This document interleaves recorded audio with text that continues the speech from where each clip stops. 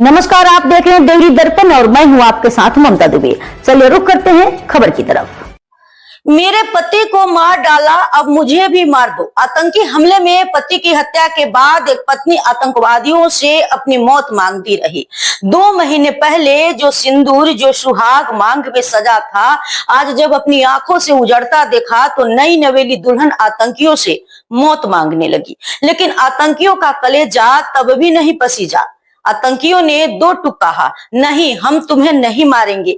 जाओ जाओ अपनी सरकार को बताओ कि आतंकियों ने क्या क्या किया। सोचिए जरा क्या बीती होगी उस पत्नी पर जिसके सामने उसके पति को आतंकियों ने गोलियों से भून दिया। मौत मांगी तो मौत तक नहीं दी, छोड़ दिया तड़पने के लिए। कानपुर के सौरभ द्विवेदी की 2 महीने पहले शादी हुई। हनीमून पर जम्मू कश्मीर गए और 22 अप्रैल को जम्मू कश्मीर के पहलगाम में आतंकवादियों ने सब कुछ बर्बाद कर दिया। दरअसल जम्मू कश्मीर के पहलगाम में एक पर्यटन स्थल की भीड़ भाड़ वाली जगह पर 22 अप्रैल को आतंकी हमला हुआ, जिसमें अब तक लगभग 26 लोगों की मौत की खबर सामने आई है। आतंकियों ने कायराना हरकत करते हुए धर्म पूछ कर लोगों को गोली मारी। इस हमले में कानपुर के रहने वाले सौरभ द्विवेदी की मौत हो चुकी है। सौरभ अपनी पत्नी के साथ हनीमून पर गए थे।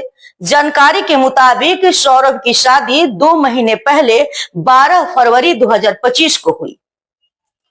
जिस वक्त आतंकी सौरभ को गोली मार रहे थे, उस वक्त उनकी पत्नी ने आतंकवाद से कहा कि मुझे भी मार दो, मार दो। तो आतंकियों ने कहा कि हम तुम्हें नहीं मारेंगे, हम तुम्हें जिंदा छोड़ रहे हैं ताकि तुम जाकर अपनी सरकार को बताओ कि आतंकवादियों ने क्या क्या किया। एक पति जो अपनी नई नवेली दुल्हन का हाथ थामे आने वाले कल के सपने बुन रहा था, उसे गोलियों से छलनी कर दिया गया, सिर्फ इसलिए कि वो एक आम भारतीय था।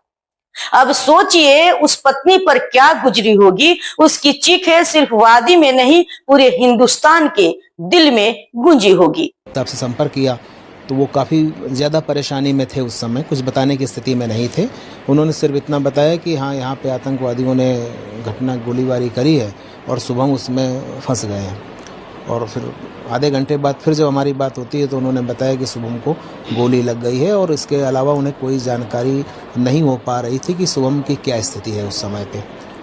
बाद में न्यूज़ चैनलों में भी सारी खबर आई, एक फ़ोटो भी जारी किया गया, उससे हम लोगों ने काफ़ी कोशिश करी है जानने की कि क्या ये शुभम है, लेकिन ये हम लोग नहीं आश्वस्त हो सके कि ये शुभम ही है।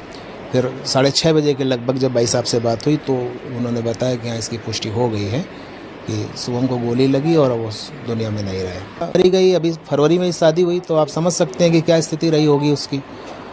उसने कहा हमें भी आप मार दीजिए, तो आतंकवादियों की तरफ से कहा गया कि हम तुमको नहीं मारेंगे, आप सरकार को जाके दिखाओ, बोलो उनको ये कि हमने ऐसा किया।